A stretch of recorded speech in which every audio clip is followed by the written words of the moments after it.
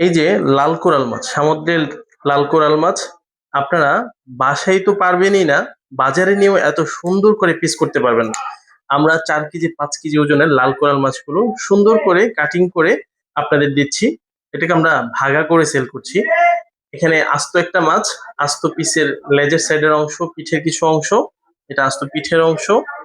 এখানে আমাদের আছে আরো একটা পিঠের অংশ আছে, পিঠের অংশ আছে, কিছু পেটির অংশ আছে, কিছু মাথার অংশ আছে, এটাও আস্ত আরেকটা পিসের অংশ। তো এইভাবে করে আমরা 800 গ্রাম প্লাস একটা ভাগায় দিচ্ছি।